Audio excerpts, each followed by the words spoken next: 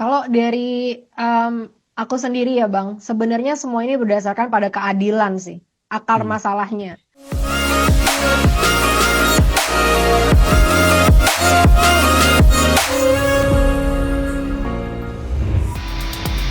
Selebtubers, perseteruan Ahmad Syahroni dengan influencer salsa Erwina Huta Galung makin panas dan jadi sorotan publik. Berawal dari ucapan Syahroni yang menyebut rakyat orang tol sedunia. Ucapan arogan itu langsung ditampar balik oleh Salsa dengan tantangan debat soal tunjangan DPR. Tapi bukannya dijawab dengan argumen, Syahroni justru kirim orang-orangnya mendatangi rumah keluarga Salsa di Pamulang, Tangerang Selatan.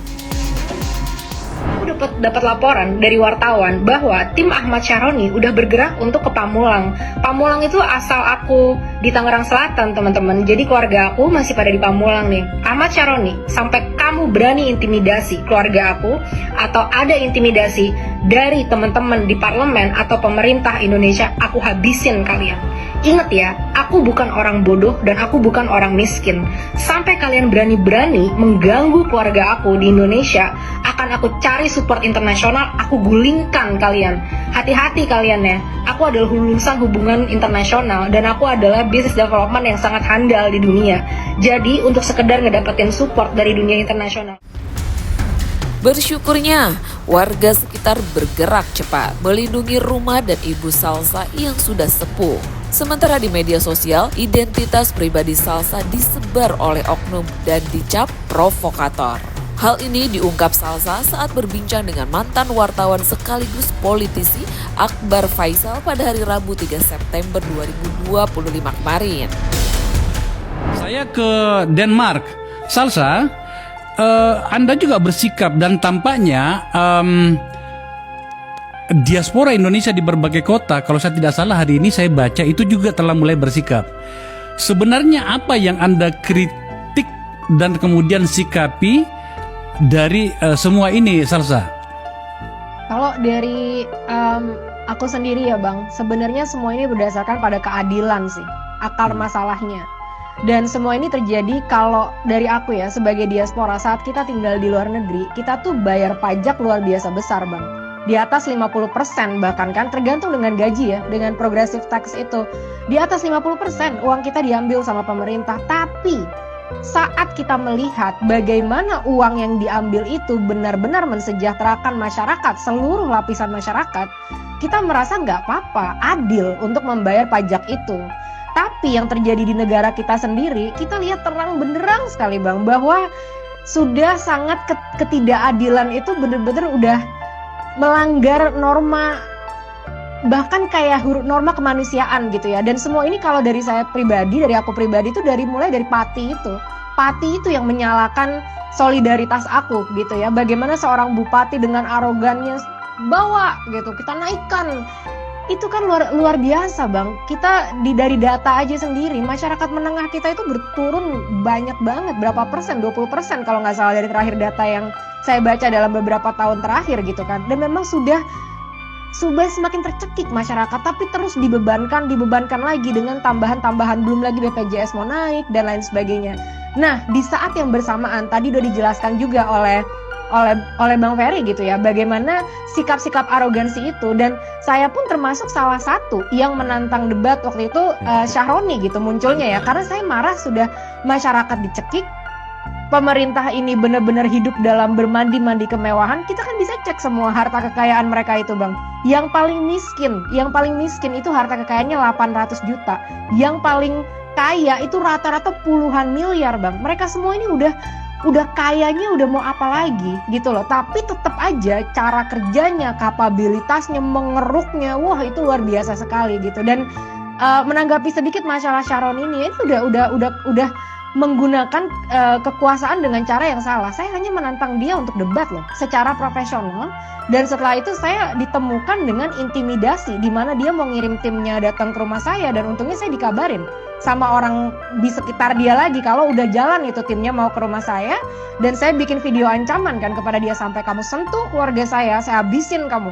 Saya bilang gitu kan. Dan dia dengan bodohnya mengakui coba di Instagram story bahwa dia bilang Ane cuma mau main gitu. Tapi pertanyaan mendasar yang saya pertanyakan di sini adalah, ini bukan masalah subjektif ya Bang, tapi pertanyaan mendasar adalah dari mana dia dapat alamat rumah saya? Dan menanggapi dia adalah wakil ketua dari Komisi 3 gitu kan, itu kan membawahi ya aparat-aparat itu lagi gitu kan. Dari mana dia bisa mendapatkan alamat rumah saya gitu. Itu yang membuat saya semakin berapi-api, karena dia sudah kok sesuatu yang kita sampaikan secara objektif tadi ya, di luar dari demonstrasi dan lain sebagainya, kok ditanggapi dengan sesuatu yang sangat personal gitu. Lalu setelah itu dia upload foto saya di Instagramnya, nyindir-nyindir dan lain sebagainya. Nah dari situ dia salah menantang orang gitu, karena nggak semua orang diintimidasi itu akan merasa ketakutan. Ada beberapa orang yang cukup agak edan gitu ya, diintimidasi malah makin membabi buta gitu. Itu yang saya rasakan, dan benar kayak seperti yang udah teman-teman sampaikan, kita menyampaikan aspirasi dengan cara baik-baik kok, dengan cara objektif, tapi terus dipertontonkan dengan tidak capable gitu pemerintah kita ini. Sebenarnya ini nggak cuma DPR ya, menanggapi semua Kak, semua Bang, semuanya gitu, bener-bener nggak capable. Mereka bikin pernyataan normatif, kami mendengar aspirasi rakyat yang mana yang didengar? Kami minta maaf, kita nggak butuh minta maaf. Kalau memang minta maaf boleh, saya nggak mau bayar pajak, saya mau minta maaf boleh nggak masyarakat miskin melakukan itu gitu kan? Tapi kan tidak, jadi aspek keadilannya itu udah minus sejuta menurut saya. Jadi apa yang dia boleh legalkan buat dirinya, itu kalau masyarakat luas nggak boleh melakukan itu gitu loh. Dan kita dan dari situ sebenarnya Bang, dan dari situ kemunculan dan kemarahan saya semakin membabi buta ya, melihat ketidakadilan yang luar biasa ini. Dan tapi yang perlu ditekankan di sini Bang, kita perlu lihat loh Bang, gerakan organik masyarakat ini luar biasa sekali loh. Mereka itu 580 ya anggota DPR, belum lagi kementerian dan lain sebagainya. Kita yang bergerak organik bisa membuat tuntutan kita keluarkan secara detail. Kita bisa melakukan alignment gitu dengan beberapa, dari mulai buruh, YLBHI, anggota masyarakat, bahkan dari komen-komen kita masukkan semua itu ke dalam tuntutan gitu kan, dan segala ikatan kita satukan. Setelah dari situ kita berhasil ngebuat itu publish Bang, KPI-nya gitu loh. Maksudnya masyarakat yang gajinya nggak sebesar mereka mampu membuat hal itu secara organik dalam beberapa hari. Itu kan menunjukkan semakin ketidakkapabilitas dari wakil-wakil kita dan dari pemerintah gitu ya. Dan malah yang dilakukan pemerintah bukannya mereka memberikan update untuk menenangkan amarah masyarakat. Yang kita butuh ini, kalau orang marah itu kan nggak butuh dipukul Bang. Orang marah dipukul makin mukul lah. Orang marah itu kan butuh dikasih solusi. Oke, saya ngerti amarah kalian itu kenapa, saya akan selesaikan masalahnya, saya mengerti ini tidak adil gitu kan. Jadi kan tinggal dipublish aja.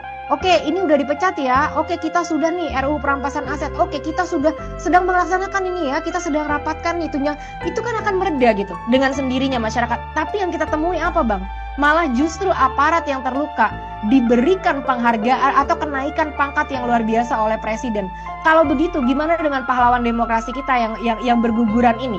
Boleh mereka digratiskan pajak seumur hidup. Ketidakadilan lagi gitu. Jadi terus setelah itu lagi ya, TikTok Live juga di-ban. Bang, itu TikTok Live itu ekonominya jutaan dolar per hari Bang. Dan ini yang disentuh saat TikTok Live di live di-ban, itu adalah masyarakat mikro entrepreneurship yang mereka bekerja dari rumah, mereka adalah ibu-ibu rumah tangga, mereka adalah mungkin anak-anak muda gitu ya, yang modalnya masih sedikit. Kenapa harus selalu yang paling rentan yang harus dikorbankan oleh pemerintah gitu? Ini kayak mereka mau memburu semut tapi dinuklir gitu. Habis semuanya masyarakatnya gitu kan. Dan inget ya Bang, di 2030 ini menyakiti tujuan jangka panjang Indonesia di Indonesia Digital Economy di tahun 2030, dan memberikan pesan kepada investor bahwa lihat nih, Indonesia ini sangat tidak stabil pemerintahnya. Ada demonstrasi yang dilakukan secara damai, pemerintah nge-ban semua gitu kan. Pemerintah melakukan opresi gitu terhadap masyarakat. Berarti kan apa message-nya? Indonesia tidak stabil, Indonesia tidak aman. Siapa lagi Bang yang akan dirugikan dari ini semua? Teman-teman, aku mau mengucapkan terima kasih banyak atas dukungan dari kalian dan kekhawatiran kalian untuk selalu ngecek apakah aku baik-baik aja, apakah aku aman. Dan bahkan kadang-kadang kalau aku nggak ngepost story atau nggak ngepost reels gitu ya, teman-teman langsung kayak apakah ini aman nggak? Dan kalian mulai kontak ke orang-orang terdekat aku gitu. Aku merasa sangat terharu ya dan merasa sangat disayang gitu sama kalian semua. Jadi terima kasih banyak atas kasih sayang itu, terasa sangat hangat di hati aku. Hari ini aku udah bertapa. Aku udah melakukan meditasi. Jadi biasanya kalau aku untuk menetralkan lagi energi-energi dan lain sebagainya, aku akan pergi ke alam, ke hutan, dan aku akan jalan-jalan, aku akan ngobrol sama diriku dan lain sebagainya. Nah, aku mau sharing aja nih sama kalian gitu dari hasil renungan aku gitu ya hari ini, teman-teman. Kalau sampai ada apa-apa yang terjadi kepada aku titipkan kepada kalian segala perjuangan-perjuangan untuk benar-benar membangun bangsa kita sampai bisa menjadi bangsa yang maju sesuai dengan potensi yang kita miliki. Dan kalau benar itu terjadi, kalian gak usah khawatir. Karena aku akan merasa sangat bangga dengan diriku karena aku berhasil sampai akhir nafasku mempertahankan moral-moral dan prinsip dalam hidupku, yaitu kejujuran dan juga akuntabilitas. Dan bahkan saat ini aku bangga banget bisa ikut menyuarakan keresahan-keresahan yang ada di hati kalian, dan aku diberikan kesempatan karena mungkin aku tidak ada di sana untuk bisa menyampaikan suara itu. Dan aku rasa semua energi yang aku punya sehingga aku bisa berbicara sangat lantang, itu semua adalah hasil dari doa dan energi yang kalian kirimkan kepada aku. Tapi juga walaupun aku sudah tahu apa kesimpulannya, juga aku sudah juga mengambil rencana-rencana dan strategi pastinya untuk mengamankan diriku dan keluargaku juga. Kita cuma bisa berusaha, tapi hasilnya kita serahkan lagi ke yang lebih berkuasa. Nah, tapi namanya kita sedang melakukan perjuangan, teman-teman. Kita nggak boleh fokus hanya kepada rasa takut dan kekhawatiran dan hal terburuk yang mungkin terjadi. Kita juga harus fokus membakar emosi dan semangat kita untuk menimbang-nimbang dan membayangkan hal terbaik yang bisa terjadi dari semua ini. Sudah banyak pencapaian kita sampai saat ini, teman-teman. Pencapaian pertama, kita sudah berhasil membongkar bagaimana kebobrokan yang ada di pemerintah kita. Kita sudah berhasil menunjukkan bahwa segala macam kata-kata jahat yang dilemparkan kepada rakyat itu semua tidak ada artinya. Karena dia tidak bisa bertanggung jawab sampai akhir, dia tidak mempunyai argumen untuk mempertahankan itu, dan justru sampai yang terjadi di hari ini. Mereka semua sudah akan merasa kapok sejak saat ini. Kita nggak akan lagi ngelihat ada pejabat-pejabat yang petatang-petenteng, karena mereka akan tahu ada resiko dari perbuatan mereka yang semena-mena terhadap rakyat. Kita sudah menang di jalan sana. Yang kedua, suara-suara yang telah kita sampaikan juga sudah membawa banyak perubahan. Kapolri, Presiden, semua bergerak cepat untuk mengadili oknum yang telah menghilangkan nyawa pahlawan demokrasi kita, Afan. Mungkin pengadilannya memang tidak sesuai dan lain sebagainya, tapi mereka sudah bertindak cepat. Setidaknya, yes, masih bisa lebih baik lagi, tapi setidaknya mereka sudah bertindak cepat. 3, aku melihat beberapa hari ini, pemerintah lebih cepat dibandingkan beberapa tahun ini ya. Karena mulai tuh, oh ya, tiba-tiba fraksi ini, fraksi itu menyetujui penghapusan tunjangan-tunjangan dan lain sebagainya. Kemana aja mereka semua? Karena apa? Perubahan hanya bisa terjadi saat terus kita tekan dan ada konsekuensi kalau mereka tidak melakukannya. Jadi, teman-teman, bayangkan kalau ini memang benar-benar diimplementasikan, kita membawa perubahan yang sangat besar untuk hidup kita dan juga generasi mendatang. Dan tidak akan berhenti sampai di sini.